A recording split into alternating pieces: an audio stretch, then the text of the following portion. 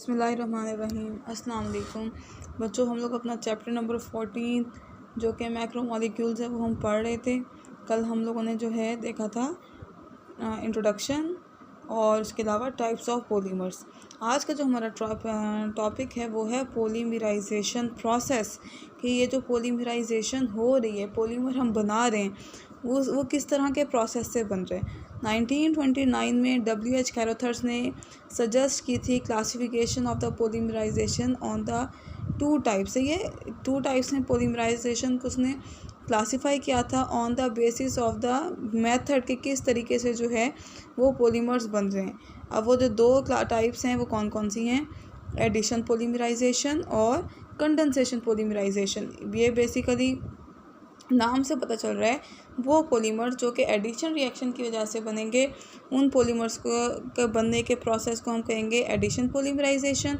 और ऐसे पॉलीमर्स जो कंडेंसेशन के प्रोसेस से बनेंगे, उन पॉलीमर्स के बनने के प्रोसेस को हम कहेंगे कंडेंसेशन पॉलीमराइजेशन। अब हमारे पास क्या है? Addition polymerisation. एडिशन पॉलीमराइजेशन क्या है? ये फ्री रेडिकल एडिशन रिएक्शन है जिसमें तीन, अब आपने फ्री रेडिकल एडिशन रिएक्शंस पहले पढ़े हैं, अगर आपको याद हो चैप्टर नंबर 8 के अंदर, जब आप जो है प्रिपरेशन कर रहे थे अल्केन्स की और अल्काइंस की कार्बोक्सिलिक एसिड से, तो कॉल्ब्स इलेक्ट्रोलाइटिक मेथड में।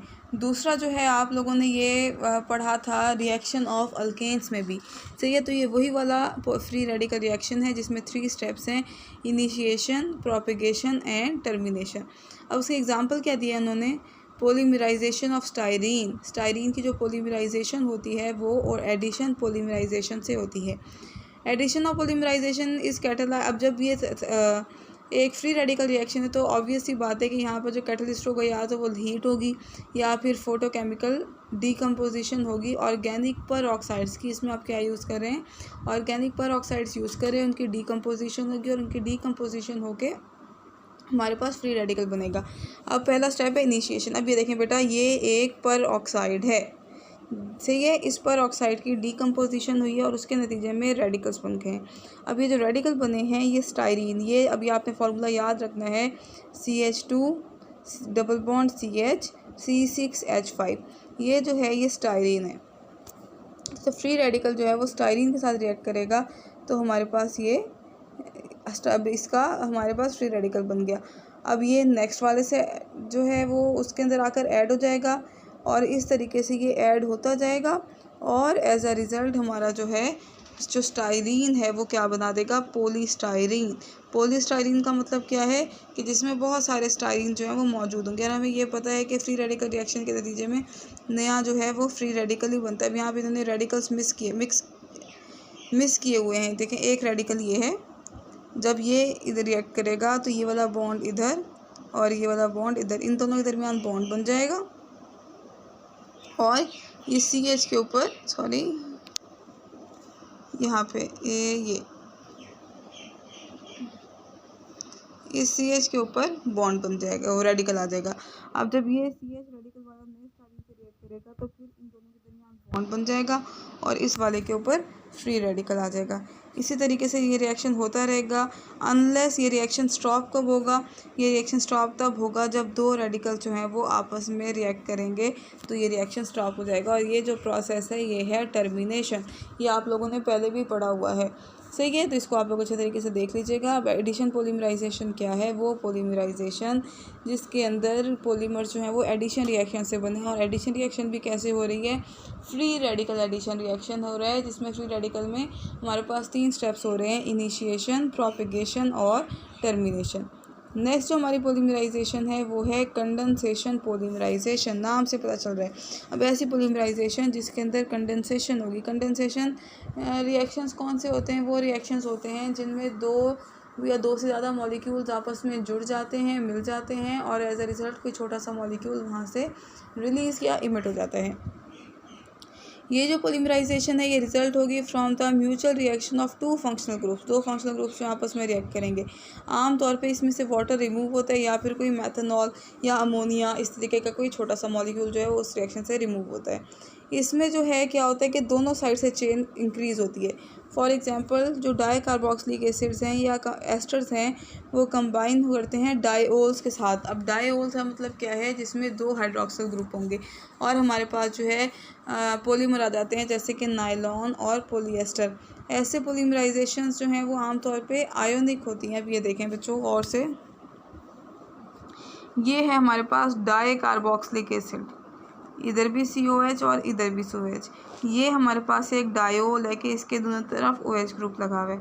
तो अब ये डायोल के साथ रिएक्ट करेगा और हमारे पास इसने एस्टर बना दिया। ये एक एस्टर कौन सा फंक्शनल ग्रुप होता है, आप लोगों को याद होगा कि हमने पढ़ा था C डबल बॉन्ड O और O के साथ कोई R ग्रुप लगा हुआ हो, तो ये एस्टर है। अब इसके देखें, दोनों साइडों से जो चेन है वो इंक्रीज़ हो सकती है और यहाँ पे एक वाटर का मॉलिक्यूल जो है वो भी क्या हुआ है, इमिट हुआ है, रिलीज़ हुआ है। इस वजह से हम इन रिएक्शंस को क्या कह रहे हैं कि ये कंडेंसेशन रिएक्शंस हैं। अब हमारे पास ये जो है पॉलीमराइजेशन की टाइप्स आप लोगों ने पढ़ ली। 2 तरह की पॉलीमराइजेशंस थी, एडिशन पॉलीमराइजेशन और कंडेंसेशन पॉलीमराइजेशन। अब हम जो पढ़ने लगे हैं टॉपिक वो है brief description of synthetic polymers, कि जो सिंथेटिक पॉलीमर्स हैं उनकी ब्रीफ डिस्क्रिप्शन, बस जो इम्पॉर्टेंट पॉलीमर्स हैं उनके बारे में आपको बताएंगे।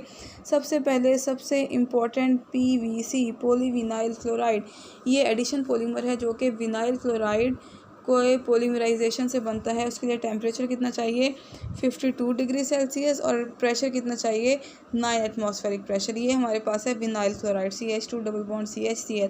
अब आप लोगों को बच्चों पेपर में ये क्वेश्चन आ सकता है, आपसे कह देंगे write the formula of vinyl chloride, या write the formula of styrene या पॉलीस्टायरीन या पॉलीविनाइल क्लोराइड। तो आपको लोगों को ये फार्मूलाज आने चाहिए।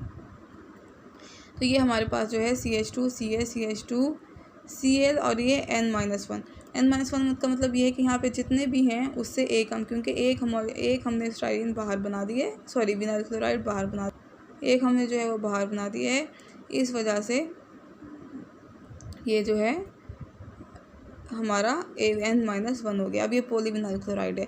अब इसके अंदर अगर आप प्लास्टिसाइज़र डाल देंगे तो प्लास्टिसाइज़र डालने से पॉलीमर की फ्लेक्सिबिलिटी इंप्रूव हो जाएगी।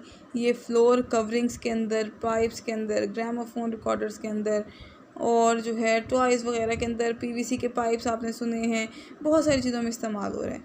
सही है। दूसरा कौन सा है हमारा, पॉलीस्टायरीन। पॉलीस्टायरीन जो है ये भी एडिशन पॉलीमर है और ये पॉलीमराइजेशन हो रही है स्टायरीन की in the presence of a catalyst. अब पॉलीस्टायरीन जो है वो इस्तेमाल हो रहा है in the manufacture of food containers, cosmetic bottles, toys और पैकेजिंग मटेरियल्स वगैरह के अंदर। ये देखिए ये स्टायरीन है और ये स्टायरीन जो है ये पॉलीमराइज होकर क्या बना रहा है, पॉलीस्टायरीन। नेक्स्ट है पॉलीविनाइल एसीटेट, PVA ये जो है कलरलेस नॉन टॉक्सिक रेजिन है। ये जो है इसके डिफरेंट ग्रेड्स होते हैं, यानी कि इसकी कितनी पॉलीमराइजेशन हुई है उसकी बेस के ऊपर ये डिफरेंट ग्रेड्स का जो है वो सेल होता है। ये जो रेजिन है इसकी ख़ास स्मेल होती है और ये आम तौर पर चिपकाने के लिए इस्तेमाल होता है या फिर पेंट्स के अंदर डाला जाता है, पेंट्स को दीवारों पे चिपकाने के लिए। रेजिन अगर आप लोगों ने बच्चों कभी गोंद देखी हो कि जो दरख्त होते हैं बाज़ औक़ात उनमें से हम कहते हैं गोंद निकल रही है, तो वो जो गोंद है वो नेचुरल रेजिन है, इसी टाइप का होता है और ये भी चिपकाने के लिए काम आ रहा होता है।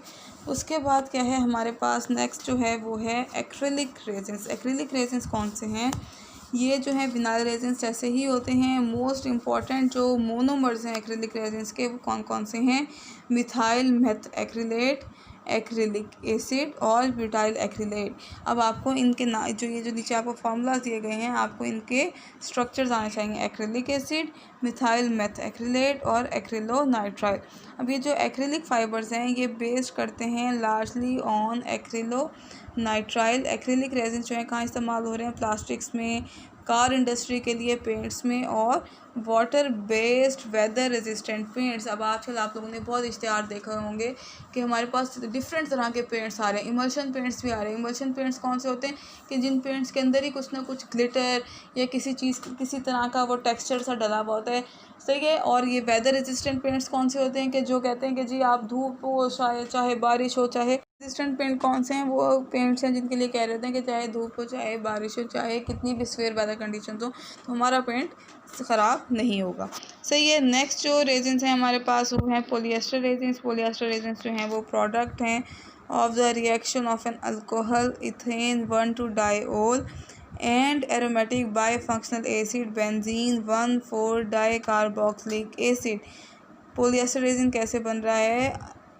डाइओल और डाइकार्बोक्सिलिक एसिड के रिएक्शन से। अब ये जो प्रोडक्ट है ये क्लोथिंग में इस्तेमाल हो रहा है। आप लोगों ने देखा होगा पोलिएस्टर आप लोगों ने नाम सुना होगा ना पोलिएस्टर। अब ये जो हमारी रुइयाँ पोलिएस्टर की रज़ाई आ गई जी, पोलिएस्टर के कपड़े आ गए, तो ये सारा वहाँ पे इस्तेमाल हो रहा है। अब वो कह रहे हैं कि जो पोलिएस्टर है इसको ब्लेंड किया जाता है कॉटन या वूल के साथ समर और विंटर क्लोथिंग के लिए। पोलिएस्टर के रेजिन्स जो हैं वो वाटर टैंक्स वगैरह बनाने में भी इस्तेमाल होते हैं। और इसकी केमिकल इक्वेशन जो है आप ये कंडेंसेशन रिएक्शन में पढ़ के आ रहे हैं। ये वाली जो केमिकल इक्वेशन है ये पोलिएस्टर रेजिन की ही है। सही है ना। जो नेक्स्ट हमारे रेजिन्स हैं वो हैं पॉलीअमाइड रेजिन्स। पॉलीअमाइड रेजिन्स कौन से हैं? ये रेजिन्स हैं जो कि कंडेंसेशन से बन रहे हैं पोलीअमीन्स की एलिफेटिक डाइकार्बोक्सिलिक एसिड से। और जो सबसे फेमस कंडेंसेशन पॉलीमर जो अभी तक हमारे पास डिस्कवर हुआ है नायलॉन। नायलॉन का लफ्ज़ आपने कितनी दफ़ा सुना है, इसका नाम आपने कितना ज़्यादा सुना है।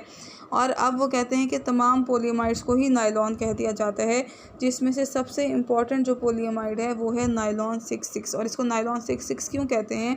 क्योंकि ये एडिपिक एसिड में भी हमारे पास 6 कार्बन होते हैं। हेक्सेन डाइओइक एसिड है और हेक्सामिथिलीन डाइअमीन, इसमें भी 6 ही मिथिलीन ग्रुप्स हैं।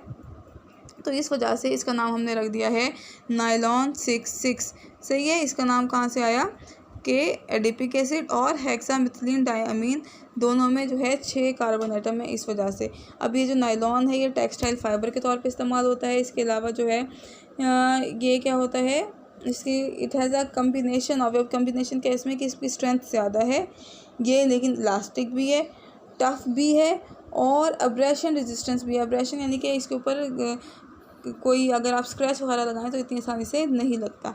अब इसका इक्वेशन देखें, एडिपिक एसिड साथ में हेक्सामिथिलीन डाइअमीन और रिएक्शन होकर उन्होंने क्या बना दिया है? नायलॉन 66। अच्छा जी, देखें कंडेंसेशन रिएक्शन है। सिंपली क्या होगा अगर आप इधर गौर से देखें, यहाँ से जो है OH और यहाँ से एक H, ये OH और एक H यहाँ से चला जाएगा, वाटर रिमूव हो जाएगा और इधर जो है वो सिंगल बॉन्ड बन जाएगा।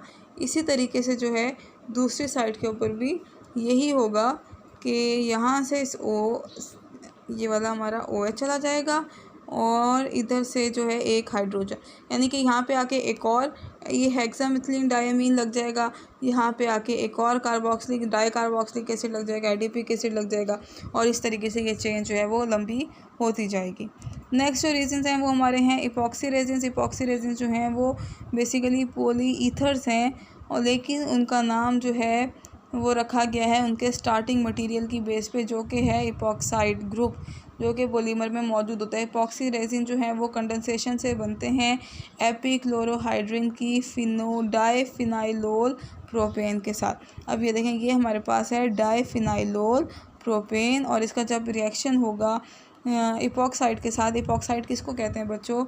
अगर ट्राईसाइक्लिक रिंग है, 3 एटम्स की रिंग है और उसमें से एक ऑक्सीजन होगा तो उस रिंग को हम कहेंगे कि ये इपॉक्साइड है। मेजर यूज़ जो है इपॉक्सी रेजिन्स का वो है कोटिंग मटेरियल्स में, जो कि टफनेस, फ्लेक्सिबिलिटी देता है, एडेशन देता है और केमिकल रेजिस्टेंस देता है। Industrial materials, thermal power stations, packing material जो हैं उनको इपॉक्सी पेंट्स के साथ कोट किया जाता है। इसके अलावा डैम, ब्रिजेस, फ्लोर्स वगैरह जो हैं उनको भी इपॉक्सी रेजिन्स के साथ ही पेंट किया जाता है, कोट किया जाता है। तो ये जो रेजिन्स हैं बहुत इंपॉर्टेंट हैं, बहुत अच्छे किस्म का कोटिंग मटेरियल या पेंट बनाने के लिए इस्तेमाल होते हैं। आज बच्चों हम लोगों ने इतना ही पढ़ना है। कोई प्रॉब्लम हो, कन्फ्यूजन हो, क्वेश्चन हो तो ज़रूर पूछिएगा। अपना ख्याल रखिएगा और बहुत सारी मेहनत करें। अल्लाह हाफ़िज़।